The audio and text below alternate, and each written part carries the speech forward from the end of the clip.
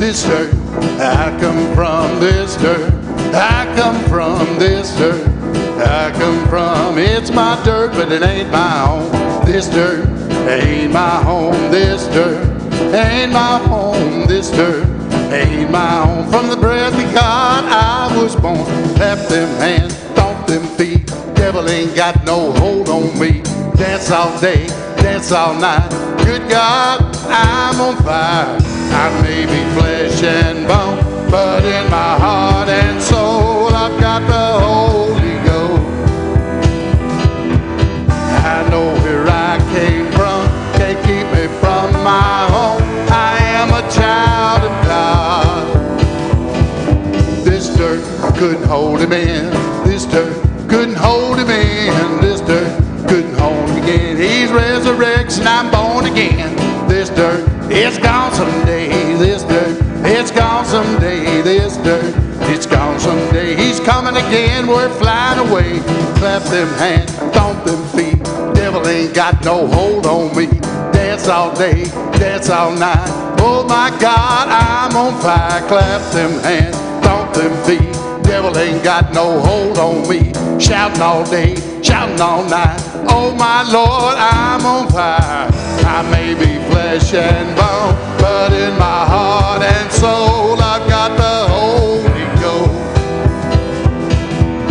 I know where I came from, can't keep me from my home. I am a child of God.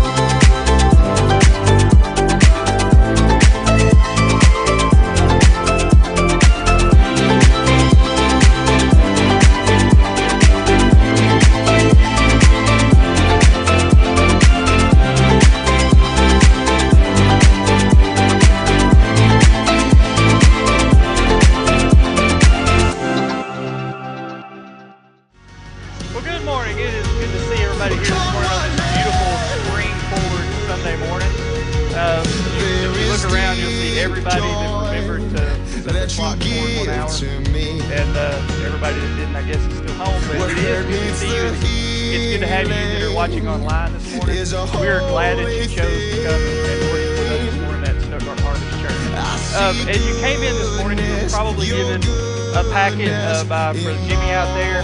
It's what we call the worship packet. In that worship packet, you find a couple of things.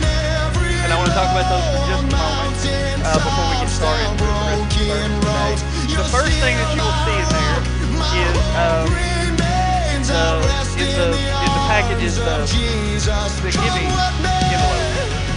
I don't know, maybe I can't get the word. If that, we want you to know, is not for everyone. That is only in there for those that came this morning to worship through giving. And so if you're a guest with us this morning, if this is your first time, second time, third time, or you're just kind of checking things out, just put that aside and know that that is not for you to feel any pressure to give. It's just there for the convenience of those who give. You'll see some instructions on the screen there. There are a couple of ways to give. You can go to the online version of the worship guide and follow the prompts there. You have to fill out a few things, and you can give by texting an amount, which that number is just there as an example. That's not a suggestion or anything like that. And the S stands for Stuttgart, so the church in Malvern also has the same worship guide, and they will put an M on there, so that's what that S stands for. If you're here in Stuttgart, you'll put the S. And if you want to give with the envelope that's provided in the worship guide, it's there for you, and then you can drop that in the suitcases that are around the entrance on the way out. The second thing that's in there in that worship guide is for everybody, we hope. We know you have a choice, and if you don't want to use it, you can also put that aside. But we hope that everyone would fill out that connection card that you give the worship guide. that just gives us some information, but you put whatever information on there you're comfortable with, and you don't put any more on there. And again, you can put those in, and if you decide not to use it, you can still put it in those suitcases in the back when you I think that's all I have to do this morning. Oh, one more thing. The movie this afternoon, I believe, is at 2 o'clock. I'm not allowed to tell you what movie it is, but it is a cartoon. Yeah, it has something to do with the island. And it is not I've been so wrong. You have made my mistakes. Enough for me. I don't know what it's like to be you. So yeah, that's what it is. Okay. You don't know what it's like to be me. Great. Your description. What if we're all the same in different kinds of ways? Can you relate? Hey, I'm gonna pray for us, and we're gonna go into it. We both know what it's like to be her. We both know what it's like to feel pain. But I think it's safe to say we're on to better days. Can you relate? Can you relate? Can you relate? Can you relate? To be the church and to be followers of you the way we see Jesus, the way we see Jesus live, the way we see Jesus act and react and speak. God, help us to day by day as we follow Him and as we get to know Him and as we love Him, we'll become more and more like Him. As we make an impact for you in our community, and it's in His name that we ask these things. Amen. We ain't getting younger. Everybody wants to love, feel the rush, being on. You can live it home, reach out and you will see. Reach out and you will see.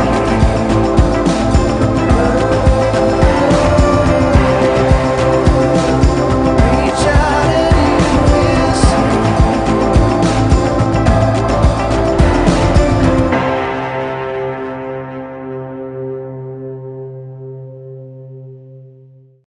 Right off the top this morning, I want to kind of give you guys a disclaimer, and I just want to let you know that we do have an agenda here this morning at Stuttgart Harvest Church, but the truth of the matter is we have an agenda every week. We're not trying to hide it. We want to be transparent about it.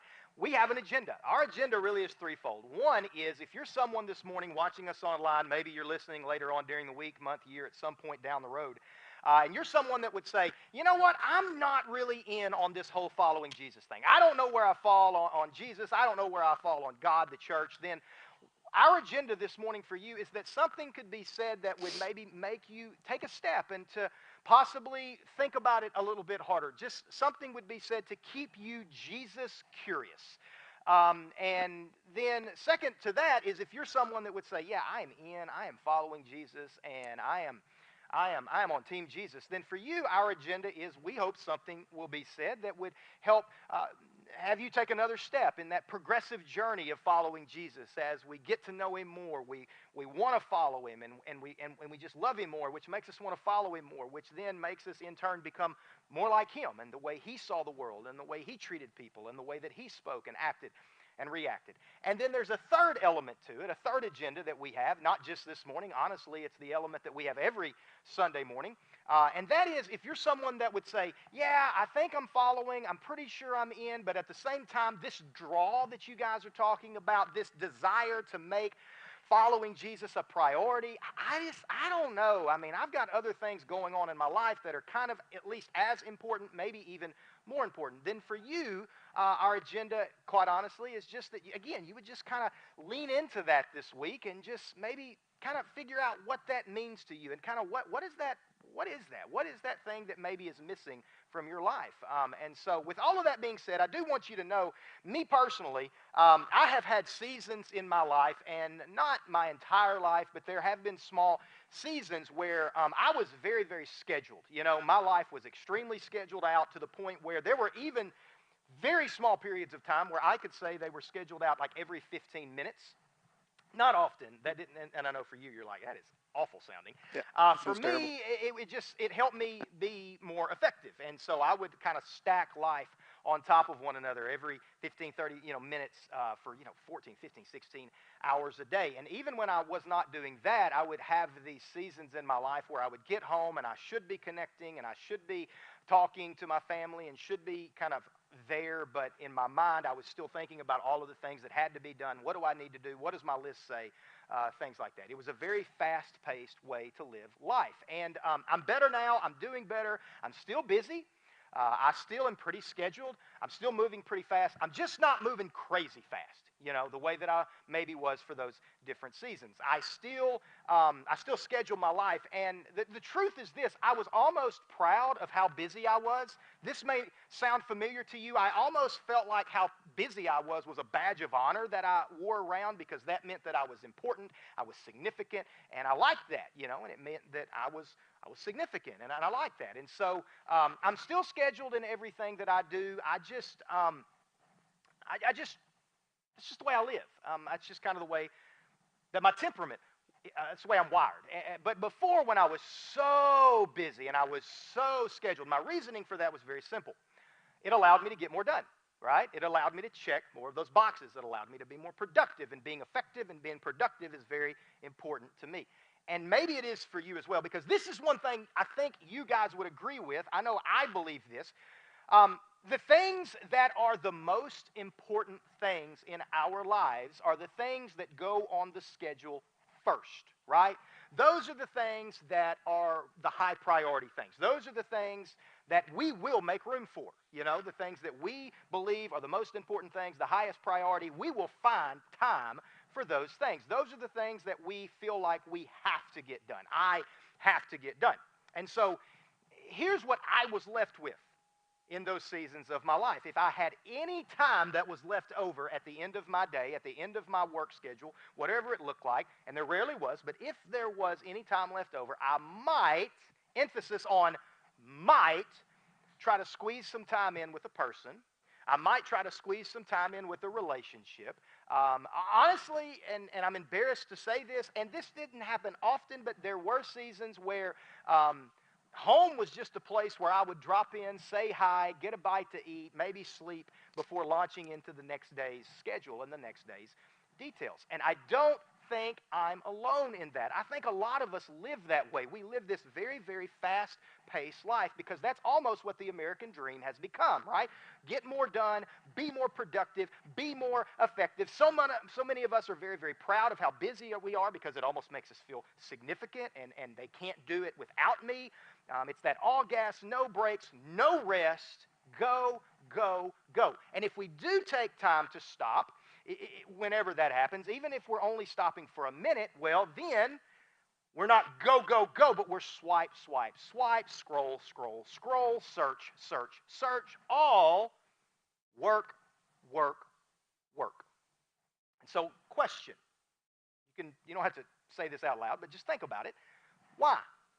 Why is it that we live that way? Why is it that for me, I lived like that?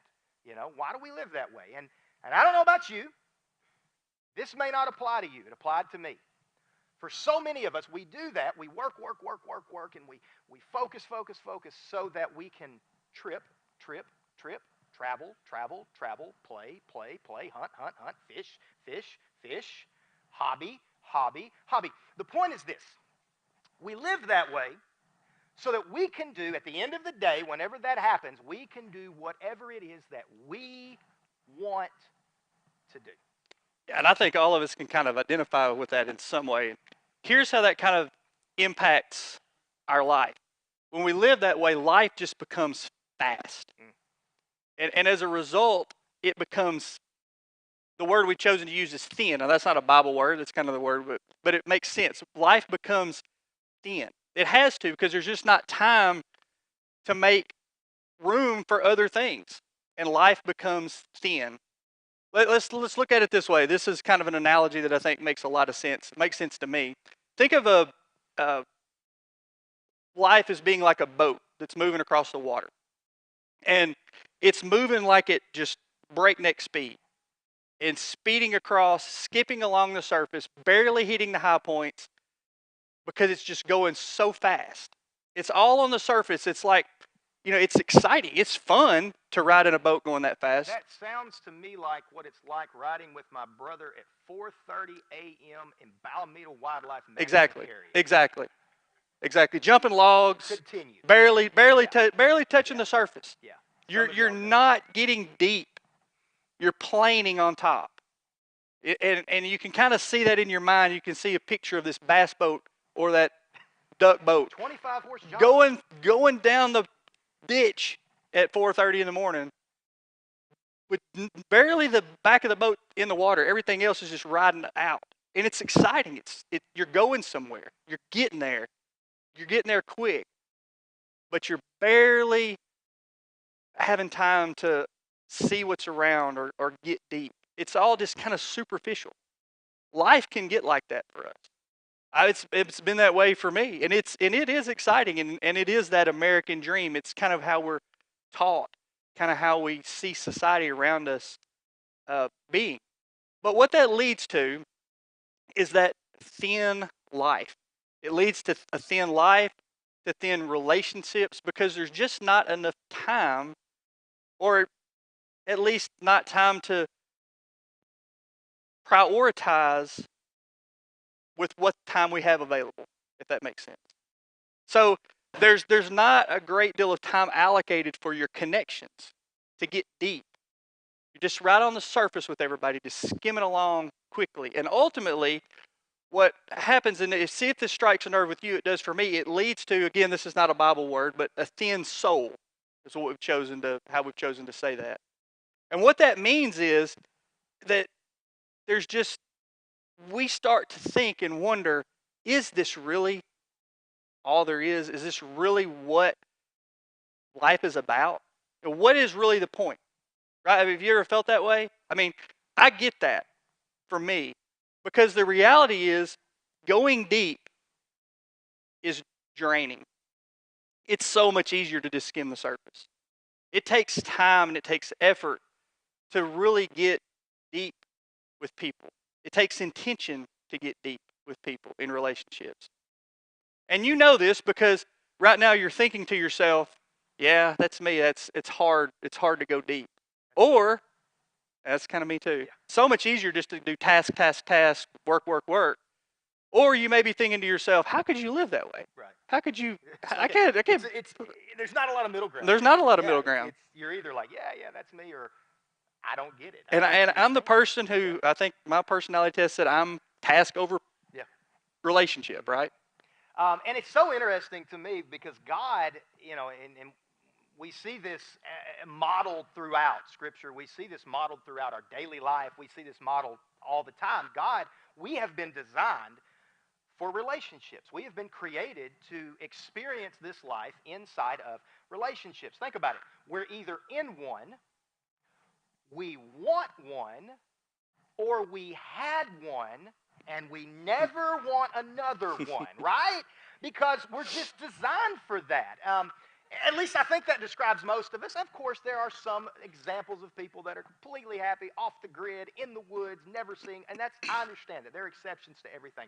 But by and large, in this room, watching online, that describes most of us. But thin soul, I like that terminology. Again, it's not from Scripture, it's not Bible, but it is a really, I think, it's a good description term for what we're trying to talk about, a thin soul. That's not something that you hear every day. You may have never heard this described in this way.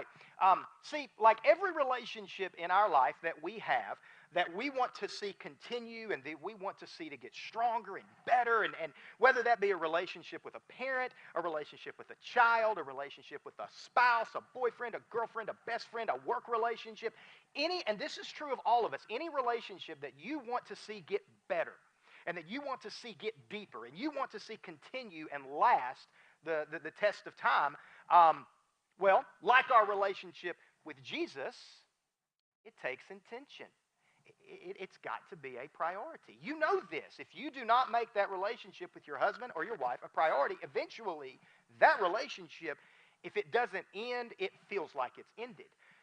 And our relationship with Jesus is very, very similar. It takes intention. It has to become a priority. We don't often think about it in those terms because, again, we're not actually talking to Jesus knee to knee, eye to eye. It's different. I understand that. But it's true. It's a true statement because it's true of every relationship that you have in your life. See, speed might be the enemy of all relationships. Speed. Even our relationship with Jesus.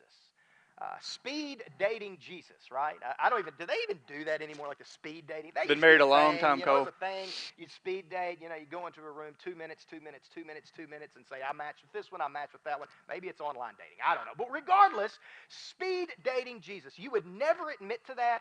You would never raise your hand and say, yeah, that's me. I've speed dated Jesus. But doesn't it fit on a certain level for many of us, myself included? I mean, just kind of buzzing right past him, you know, with a quick check-in. Maybe every once in a while the conversation sounds like, okay, thanks, Jesus, got to go. Catch you next time. I'll let you know. I'll break glass in case of emergency next time. See, the point that we're trying to make, really the big point from the very top this morning is this. And you can do with this information whatever you want to. I promise you, this is not to make you feel any pressure. This is not to make you even really feel tension unless it's there.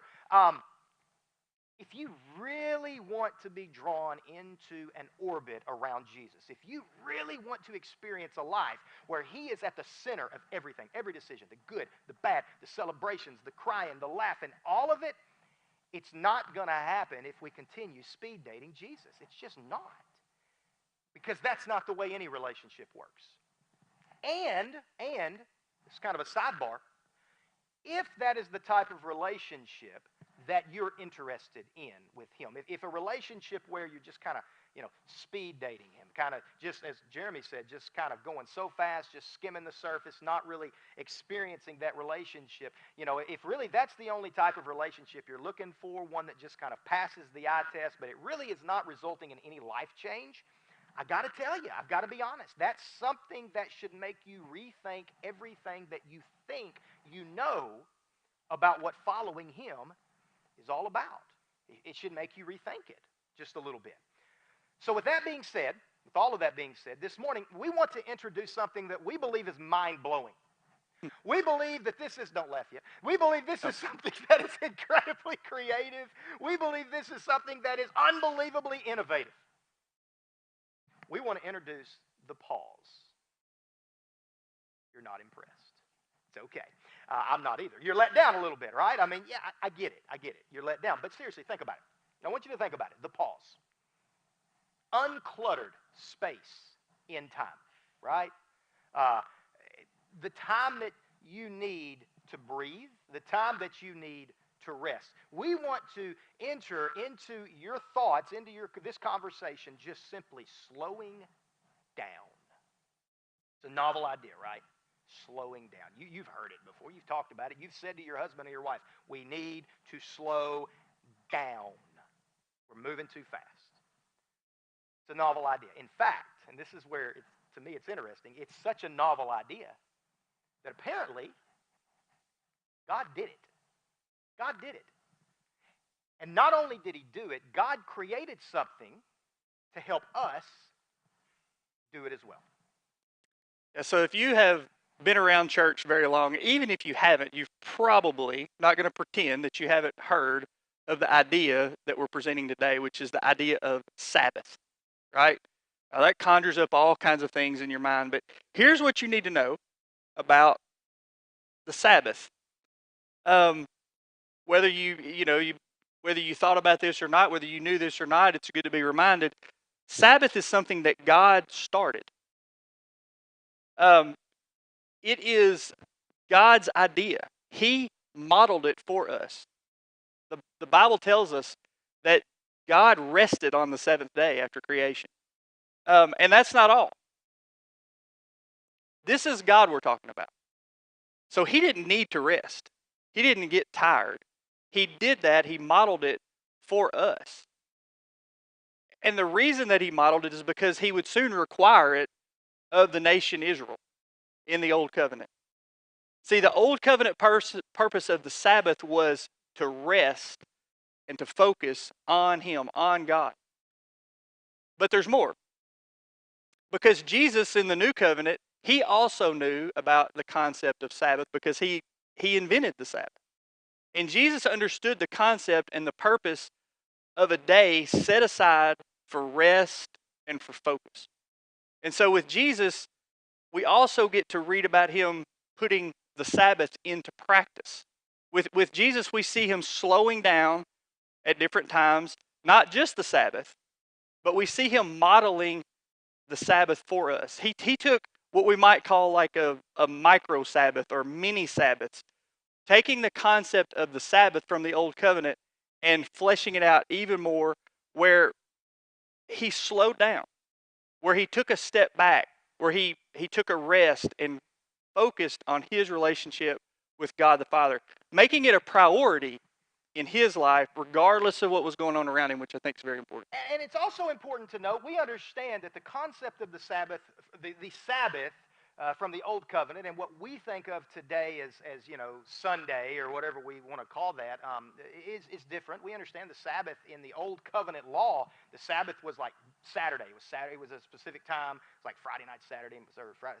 It was Saturday basically. And so we understand that this is a little bit different, and so we want to be clear. What we're talking about this morning is kind of this concept, this thing that God said is so important for us as humanity that I am going to not only create something that is going to better make you understand that you do need to slow down, you do need to rest, you do need to focus in on your relationship with me, but not only that, I'm going to take it a step further. I'm going to model it for you.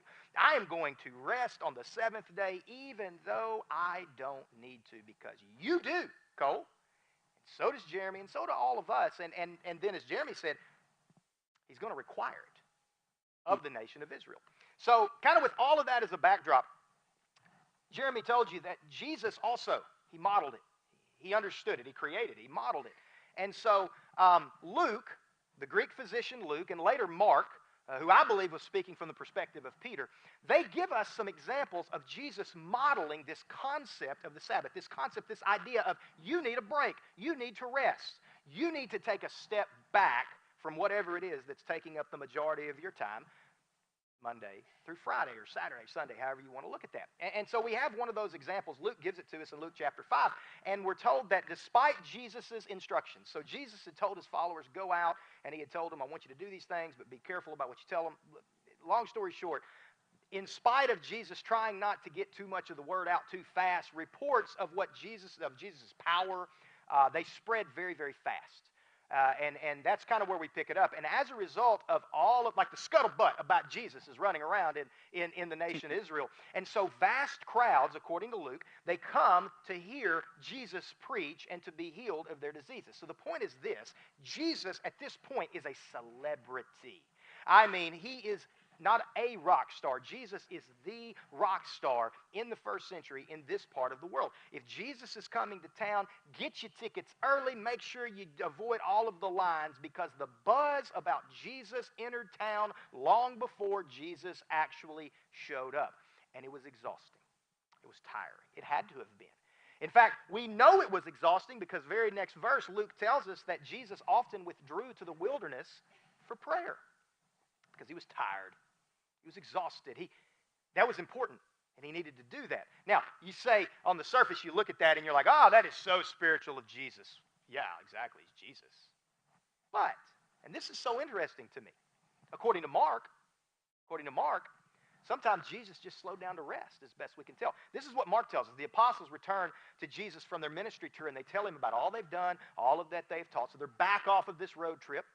And then Jesus says to his followers, he says, let's go off by ourselves to a quiet place and rest a while. Let's just rest. He said this, according to Mark, I believe speaking through Peter, or Peter speaking through Mark, he said this because there were so many people coming and going that Jesus and his apostles, they didn't even have time to eat. They were busy, really busy. I mean, this is humanity right here. This is Jesus being on the same level playing field as me. Guys, we need to go rest. We need to recharge. We need to get something to eat. Fellas, this is a priority. We need to do this. I know there's a lot going on. I know there's a lot of things that we need to do, a lot of miracles to be had, a lot of teaching to be taught. But at the end of the day, fellas, we got to eat, we got to rest, we got to recharge. It must be a priority. See, the guy who invented it, the Sabbath concept, he modeled it for us. He practiced what he preached. He said, guys, let's take a break. Let's recharge. Let's slow down. So let's take this back now to kind of back to the old covenant. As often happens when God modeled something, when God created something, it got turned from something really good into something that was not so good. Good news turns to bad news. So when humanity got the old covenant concept of the Sabbath, it became something that it was never intended to be. It was no longer good news and rest. Instead, it became this bad news. I mean, quickly the Sabbath became embroiled in a list of don'ts. That's what the Sabbath became about for the children of Israel in the Old Covenant. It was a bunch of don'ts. Don't do this. Don't do this. Don't do this. It was no longer about rest for the benefit of humanity. Over time, it just became a burden. It became a list. But does that sound familiar? I think it does, right? Because today, it's still kind of bad news. Taking a day of rest to focus on God, focus on the Creator, making that a priority. It's not the most popular concept in our society. In fact, you probably, if you take this really seriously, will get laughed at. Our parents probably got laughed No at. doubt. We get laughed at because if you make that a priority, it's not societally accepted, if that's a good way to say that. But it's unpopular today for different reasons than it was unpopular then. In the first century, it was because there were so many don'ts that it became just a crushing burden for people. It was just too much. I mean, the rules got piled upon rules upon rules upon rules. But today, it's different. Today, it's because we have so many wonderful things available to us. We live in 21st century America, especially, a life of general leisure. There's too many things to take up our time. It's not so much the don'ts, it's all the things that we can do. So slowing things down for rest in relationship with Jesus, well, it kind of gets in the way of what we want to do. I'll just kind of give that a minute. Give it a minute. Because that's, yeah. I mean, I get that. That, like, hits me pretty close. And with that being said, please don't throw anything at me if you can help it. But inevitably, and you know this is true from every other relationship and in your life, inevitably, our hearts are set more on filling our weekends with kind of what we want to do. You know, I mean, I really want to do this, and I want to go here, and I want to experience that, as opposed to the enjoyment of the relationship that we have with God through Jesus. And that really, again, it kind of has dropped down on the priority list. And again, I'm not being judgmental or critical, because I too have done the same thing. But I think it's fair, especially in the United States, that is what has happened. It's kind of begun to drop. It's not really that important. This Sabbath concept, this Sabbath command, in fact, that God gave to Israel, this concept for us has once again really become a burden to us. It's become something that gets in the way. It's become something that gets in the way of what we really want to do, where we really want to go, how we really want to spend our time, as opposed to the blessing that it was intended to be. And again, the point is not, well, if you don't go to church on Sunday, you're wrong. That's not the point. In fact, if that is coming across as the point, we're failing. The point is this concept is about us, not just on Sabbath, what we call Sunday, kind of our Sunday. It's all throughout the week, all throughout our life, day by day, moment by moment, just taking a step back and entering into that relationship with Jesus. It's not a blessing anymore for many of us. The Sabbath command, this concept, it has become a burden today for many of us, because it's infringed upon what it is that we want to do with the limited time that we believe that we have. While in the first century it was different, it was still a burden, but the burden was because there was this crippling list of don'ts. Don't do this, don't do that. If you do that, you're sinning. And if you do that, you're sinning. And we still experience that to a degree. We still experience that. The church has done that still to the 2023. But it's a little bit different. The burden is a little bit different. But Jesus, as he so often does, this is what Jesus did. And we see this modeled for us in the first century. Jesus, he goes against the religious culture of the day in the first century, and he makes a course correction. Jesus makes a course correction to bring further clarity into this concept that God had originally created for my benefit, not for a rule, not for a don't, and not for a box to check. No, this was God saying, no, you need this. This is important. Trust me. It's so important, I'm going to model it for you. Jesus in the first century, he makes a course correction, and he tries to get things back on track so that the Sabbath, the concept of the Sabbath, can become more of what he created it to be. So here's what happened. This is according to Mark. So interesting. We're told that on a Sabbath day, so this is on the Old Covenant concept of the Sabbath, so more Saturday than Sunday. On the Sabbath, as Jesus and his followers, they're walking through some grain fields. And they begin breaking off some of the heads of grain. Now, this was a no-no. No, you don't do this. But the Pharisees, who were apparently watching, because by this time the Pharisees were watching every move that Jesus made for the purpose of, we're going to get him, and we're going to get rid of him. The Pharisees say to Jesus, look, why are they, his followers, why are they breaking the law, the Old Covenant law, by harvesting grain on the Sabbath? Now, quickly, just very quickly, we're already going too long, so I got to be quick. Just to give you guys some context on how the specific Sabbath law, this concept of the Sabbath, had been completely screwed up by the first century, by humanity. How far humanity has taken it away from its original concept. Here are some examples of some things that you were not allowed to do connected to the Sabbath. Here's one. They could not carry things on the Sabbath. That was a no-no. Don't carry things. Don't carry things. Here was one. You were not allowed. Now, this was not in the original written down law. This had been kind of screwed up by humanity. The Pharisees had added this. You could not drag a table or a chair across the ground on the Sabbath. And here's why. Because it might leave a line of dirt in the ground, and that is the same thing as plowing, and that's a no-no. You don't do that. There was another one. That you cannot, they were not allowed on the Sabbath in the first century to tie a knot, to untie a knot, or to put two loops together. Here's why. Because that's the beginning steps of sewing. That's a no-no. They could not write. They could not erase anything. There were thousands. That is not hyperbole. Thousands. The last things that we've read, initially we were going to say hundreds, but then we read some more information. It was thousands. There were thousands of don'ts and can'ts that were related to the Sabbath in the first century. All of them added by rabbis, by humanity, to what God had originally created for the purpose of benefiting mankind. And here in Mark, Matthew also includes this same account. We chose to read it from Mark this morning. It's also in Matthew.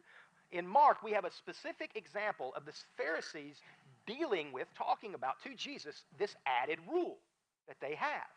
And the rule stated this. You can't take a few pieces of grain. I actually intended on having a jar of rough rice up here, and it's in my office, and it's not here, and I apologize because I forgot it, because, you know. So you think about taking grain, and you rub it between your hands for the purpose of getting the husk off so it can be edible. That was a no-no. Because if you do that, that's really the same thing as harvesting. And that's like harvesting the entire crop. And that's a no-no. You can't do that. We have shots fired. Don't do that. Jesus. They can't do that on the Sabbath. And Jesus fires back. Because remember, this is a course correction. This is Jesus saying, no, you screwed it up. This is the point. Jesus says this. He says, haven't you read in the Scriptures? He's talking about the Old Covenant Scriptures. Anytime Jesus talks about the Scriptures, he's talking about the Old Testament. Because the New Testament hadn't been written yet. Don't you remember in the Scriptures when David did what David did when he and his companions were hungry? Don't you remember what David did? Now, this is a sidebar, but this is so important. Because, see, they knew that the Messiah was prophesied to come through the line of David. They knew that. And here Jesus is going to compare himself to David. And these professional religious people hear exactly what Jesus is saying, the implication of it. They don't miss it. They're picking up what he's putting down, right? And they're not happy about it. So back to the account, Jesus reminds them, he says, David, King David, he went into the house of God and he broke the law. He broke the law. by eating the sacred loaves of bread that only the priests were allowed to eat. He also gave some to his companions. In other words, guys, David was allowed to do this. David was allowed to interpret God's law. So am I, Mr. Religious Person. Shots have been fired at this point. Then Jesus says to him, the Sabbath was made to meet the needs of the people, not people to meet the requirements of the Sabbath. In other words, Jesus is saying, y'all have missed the point. The Sabbath was created by God because people needed it. It was a benefit. It's not a rule to follow. It's not a box to check. It's something that God created. We created for the purpose of saying, you need this. You're going to need it. So, Jesus continues, the Son of Man, shots fired. Shots fired because, hey, this is a huge statement. All of the professional religious people know that the prophet Daniel said that the Messiah was going to come and he was going to be called the Son of Man. They knew that. And here we have Jesus saying, that's me. Big mouth, big eyes, mouths drop open, drop the mic. The Son of Man, that's me, is Lord even over the Sabbath. In other words, guys, this Sabbath, that is God's law, I'm over it. I'm over God's law because I am God. As if Jesus is saying, guys, you've got it wrong. You've missed the point. And I've got the authority to correct you. I have the authority to correct the course that humanity has taken this thing created by God because it's my law. Guys, Sabbath is for man, not a burden to man. Sabbath is to help him. It's not a list of rules to keep. It's not a box to check. Yeah, so see, in this account, Jesus offers these people, like Cole said, a course correction. He's offering us something different from that burden. He's offering us rest with him. So let's kind of jump back into today. Yeah, exactly. Let's jump back and forth. We can do that. Apparently, this idea of rest and our resting in our relationship with God, it was a big deal to Jesus. And we have this account recorded in the Gospel of Matthew. This is what Jesus said. He said, "Come to me, all of you who are weary." These people, that have had all of these burdens piled on them for years and years and years, all of these don'ts. This word weary, it literally means to be exhausted. Like there's no end in sight of the work that you see in front of you. It's think about it like this. So I'm a farmer. Sometimes you go out in the field and you're plowing this field and you look and you see just like this long field ahead of you that you're going to be plowing out there for hours and hours and hours, and it seems like there's just no end in sight to the work or to the burden that's going to come. It's overwhelming, and that's the way these people felt. They were weary. It also the next part it says, and those that carry heavy burdens. So literally, Jesus understood that the people had these burdens piled on them and that it was weighting them down. And he says, "Come to me, all you who are weary, all of you who carry heavy burdens." It literally means that the burdens had just been heaped upon those thousands of things. So to restate it like this,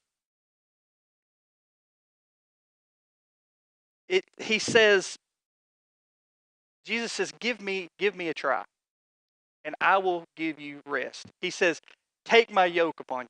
Now we talked about this back in February. I wasn't on the stage, but I'm going to stand up for a second here and see if I can get this right. This is not like the yoke of like oxen that would be yoked together to pull a wagon. This is more of the single yoke, where there would be like a stick or a log or something that would fit across your shoulders. There would be like a bucket on one side and a bucket on the other side. And that would be the yoke. You would be carrying water or carrying grain or carrying something in that yoke that was on your shoulders, weighting you down. But that's not exactly what Jesus was talking about, because he was alluding to something else that the people in the first century would have understood. They would have definitely understood the yoke of actual physical labor, but he was actually talking about the yoke of what a rabbi would apply to a student or a disciple, where the rabbi teaches a way of life and all of his teachings. And if you can think of it this way, the rabbi is once the student puts the yoke on, the rabbi is throwing things in the bucket. Live this way, put this in the bucket. Don't do this, put this in the bucket. Go here, put this in the bucket. Read this, memorize this. All of the things go in the bucket. And over time it gets weightier and weightier and weightier until it becomes something that the person just can't even lift anymore. And Jesus says, as a rabbi, because Jesus was a rabbi, take on my way. He says, let me teach you. So what a rabbi would do is they would give a student a series of tests to see if they were able to actually bear the load that they were going to give them. And Jesus says here, take on my way. I won't reject you. You might have been rejected by every other rabbi out there, but take on my way. I'm not like the Pharisees. He says, I won't turn you down. Just give me a try. He says, because I am humble and gentle of heart. Not like the Pharisees, not like the Pharisees who are arrogant and condescending. But come to me and you will find rest for your soul. There again, that rest, that's the second time we hear that in that account. But this is important. It's only for those who take that yoke. And Jesus didn't say, there's nothing to do. He did say, take my yoke. He didn't say it's just pop in, get it, easy peasy. Just, but he says, come to me and stay with me. Let me teach you, and I will give you lasting rest. He says this, and I think this is like the most significant thing. Cole's going to go into it a little bit more and explain what it means, but he says something that's profound here. He says, for my yoke is easy. And not only that, so it's so amazing. Everything that Jesus is talking about is circling in some form around this concept of rest, around this concept of, hey, you can do this.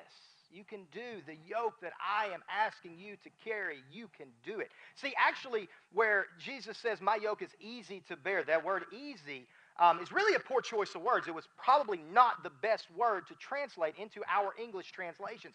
A better description of what Jesus is saying here in verse 30 is actually that the yoke I give you, the load that I am going to ask you to carry, the thing that I'm going to put, as Jeremy said, in your buckets, that you're going to carry around on your back, it is doable.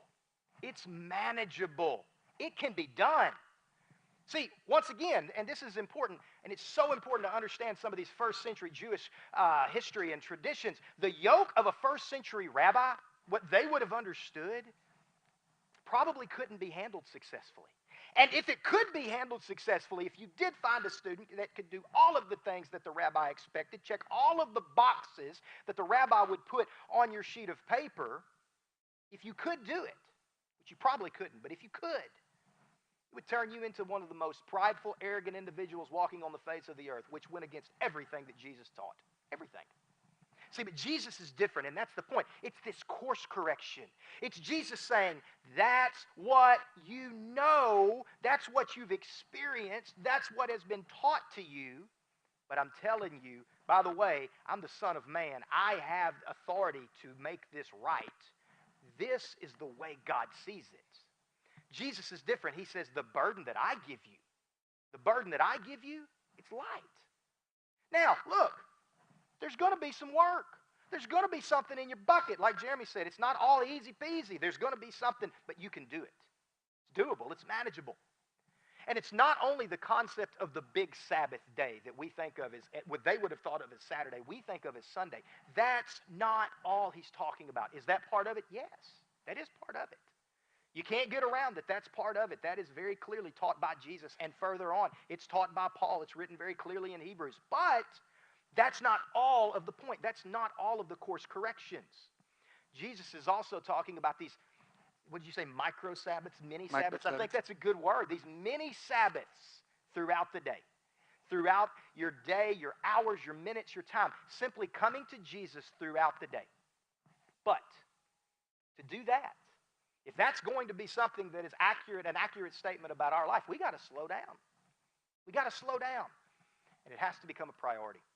You know this. If it's not a priority, you won't make the time for it. Neither will I. That's just the way we are. It has to become a priority, or else it's going to fall below the line. And we just move on.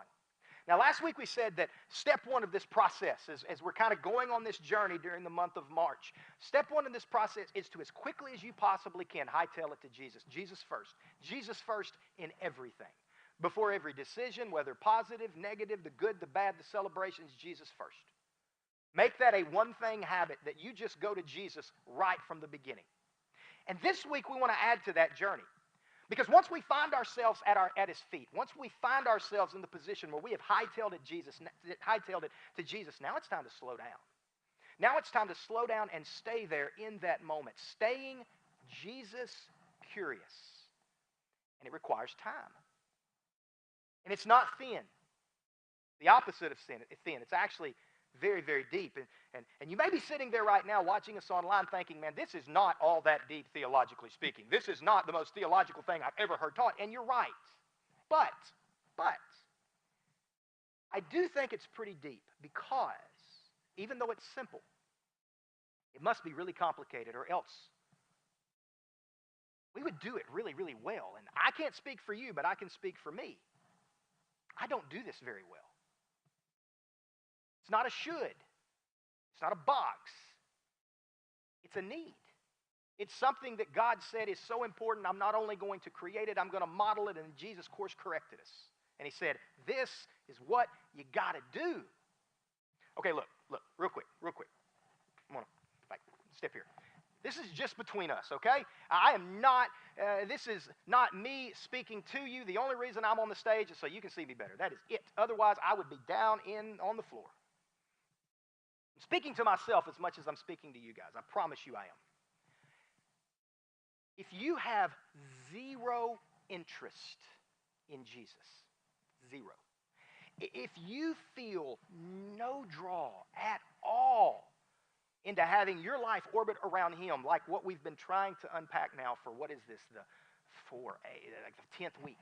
If you feel no draw into this relationship with Jesus, if it is very, very easy for you to make anything and everything a priority over getting to know him better, following him, becoming more like him, act like him, talk like him, think like him, react like him to the people that he himself loved. If that's something that you just don't see as being that important, and you can make anything and everything else a priority over that, I want you to know something, and I'm saying this with as much love and compassion as I possibly can, because I think this is so, so important. Something's missing. Something's missing. There's something that you don't have that I have, and that many of us have who are following Jesus, because there's just a draw. And there's just something in there that's saying, hey, that's not how we operate. Hey, that's what we do. Because that's what Jesus did. And there's just something drawing us there. And so what I would say, if you're someone that would say, man, this ain't really all that. I'm just here because somebody said they're going to buy me lunch afterwards. That's okay. That's okay. But I want you to know, I really want you to lean into that this week. That's kind of your next step, in fact. I would say, if you're someone that would say, I don't really have much of a draw to have this relationship with Jesus in the way that you're trying to describe it, then lean into that this week. Talk to Jesus about that this week. Read what he said. Read what he did, why he did it. I would tell you to completely ignore everything except for the words of Jesus and just lean into that and try to understand what's missing a little bit better. See, I don't follow Jesus because I have to. That's not why I follow Jesus. I don't follow Jesus because I should.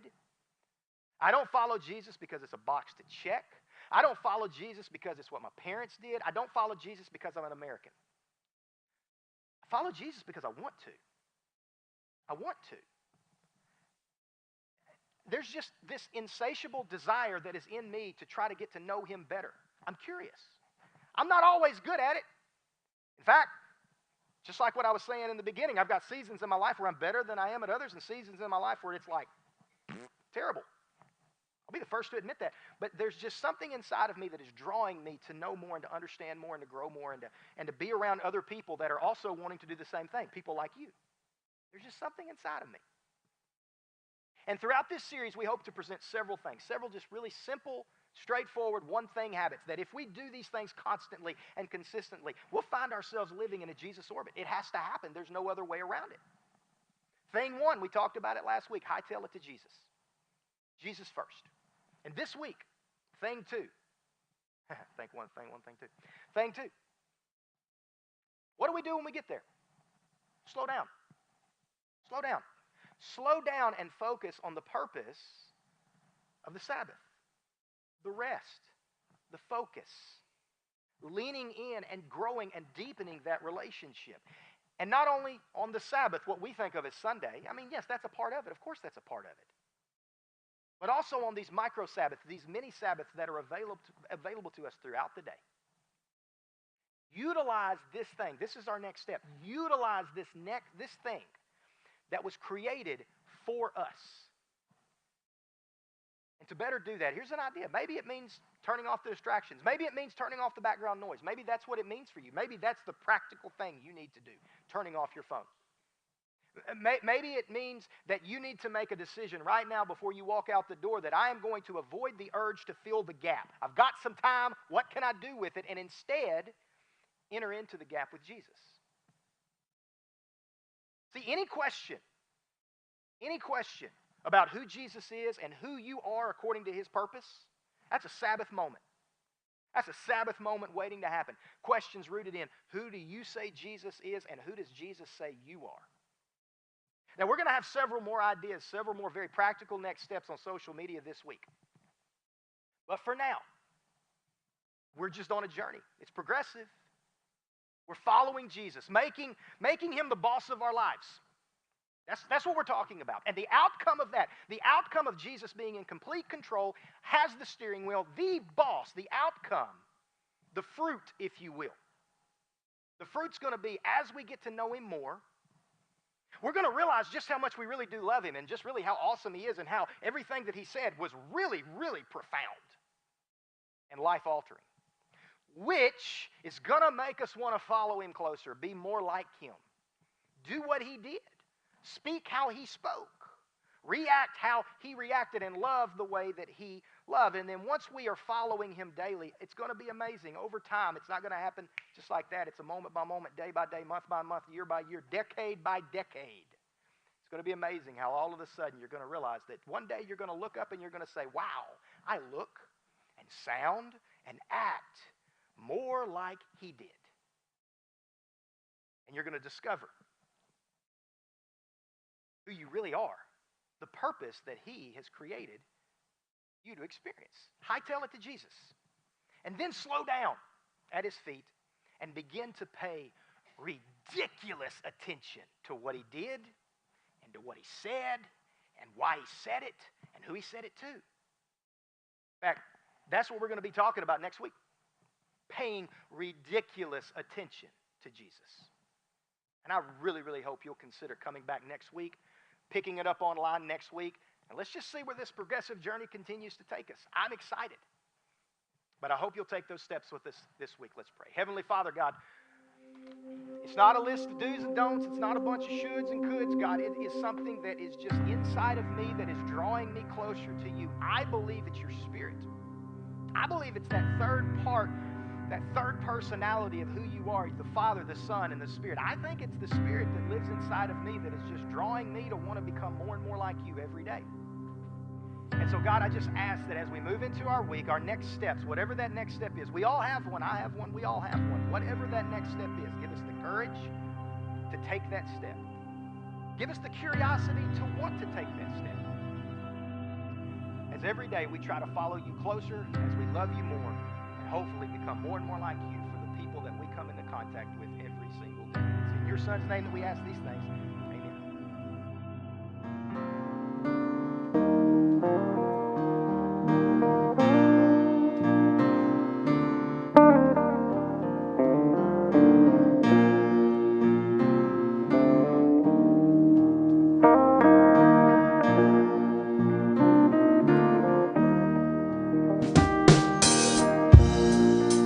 One day when heaven was filled with his praises, one day when sin was as black as could be, Jesus came forth to be born of a virgin, dwelt among men, my example is he. Word became flesh and the light shined among us, his glory revealed. Living he loved me, dying he saved me, buried he carried my sins far away, rising he justified, freely forever. One day he's coming, oh glorious day, oh glorious day.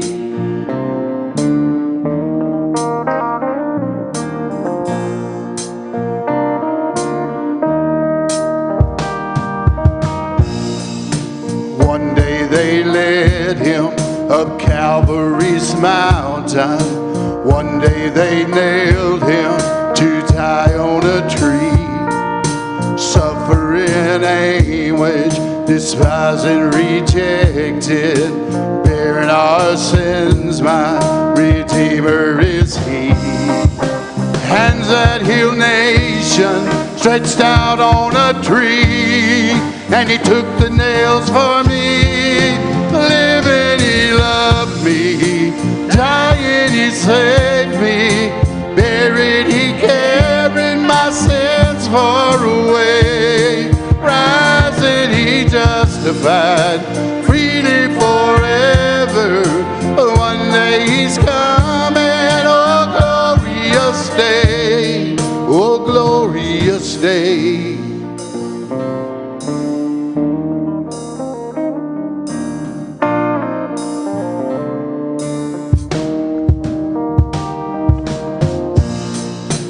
One day the grave could conceal him no longer.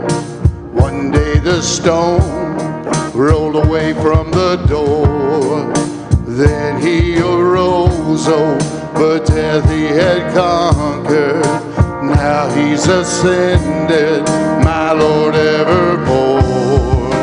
Death could not hold him, the grave could not keep him from rising again.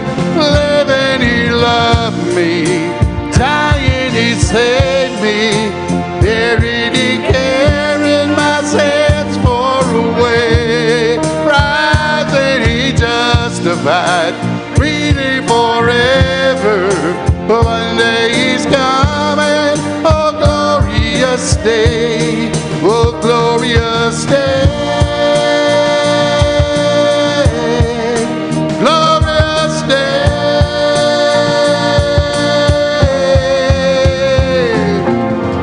One day the trumpet will sound of his coming. One day the skies with his glory will shine. Oh, wonderful day, my beloved one bringing. My Savior Jesus is mine. 'Cause living he loved me, and dying he saved me, and buried he carried my sins far away, rising he justified, freely forever. One day he's coming, oh glorious day, oh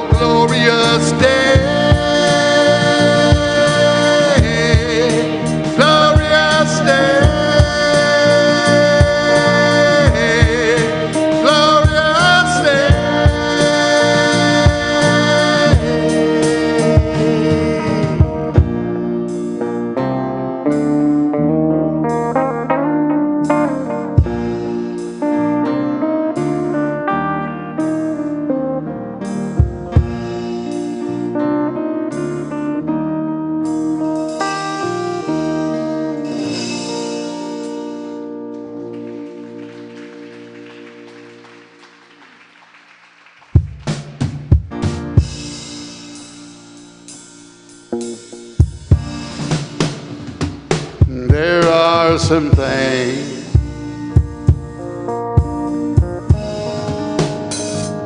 I may not know. There are some places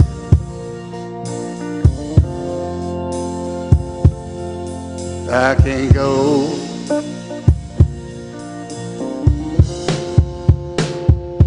But I am sure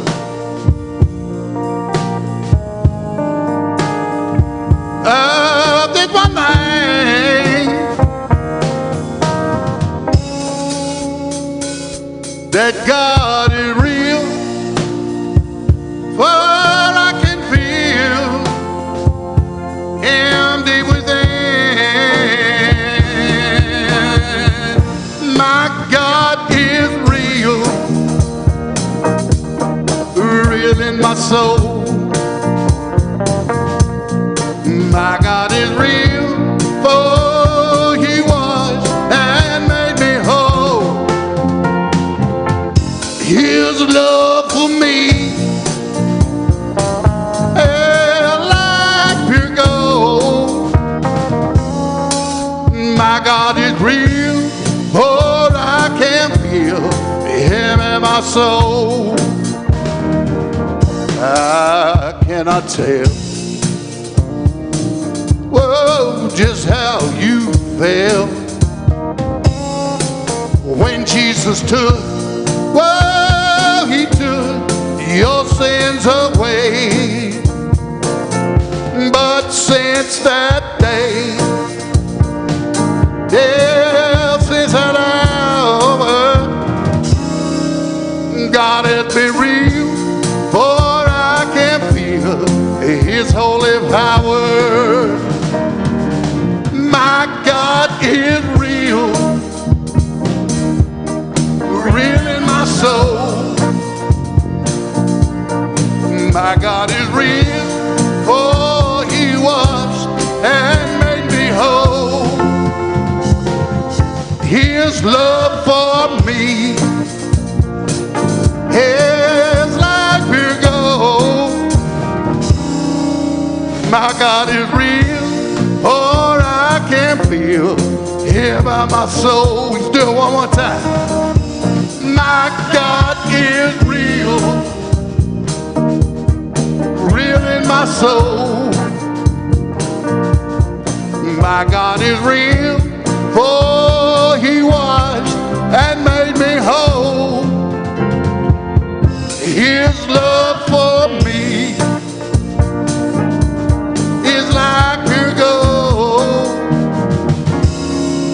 My God is real, for I can feel Him in my soul. My God is real, for I can feel Him in my soul.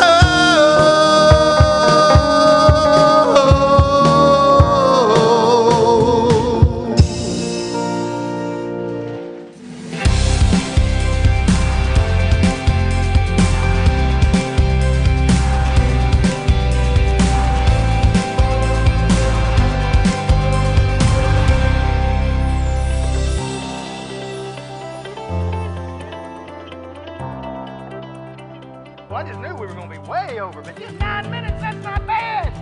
Thank you guys so much for worshiping with us this morning. Week number 3, pay a ridiculous attention to Jesus. We're going to unpack that more next week. We got plenty of room. There is enough space in here. If you have somebody that you would like to invite, that you would like to take part and sit beside you, we would love to have the opportunity to get to know them, say hello, give them some popcorn, give them a coke.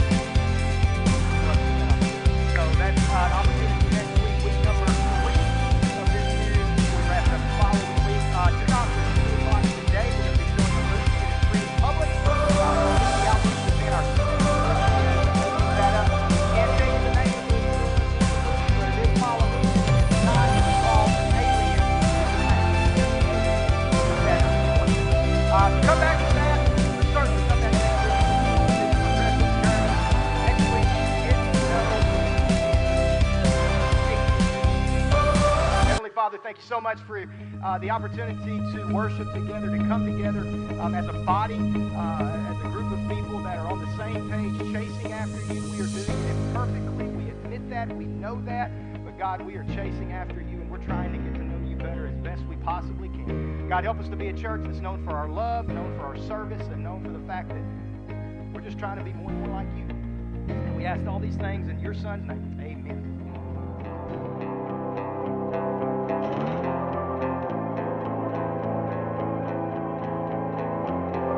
Holding on to all you're fearing, believing everything went wrong. I've been hoping that you see it and letting go to love someone. Remember when the world was bigger, living so alive and free.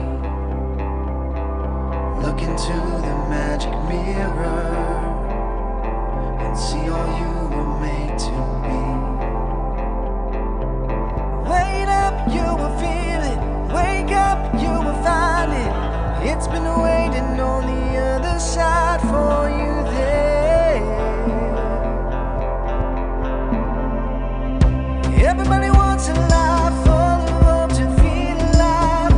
Everybody needs a dream, we ain't getting younger. Everybody wants to love, feel the rush beating hard. You can have it all, reach out and you will see. Reach out and you will see. Everyone will say you're crazy to leave behind the world you've known. Hang on tight.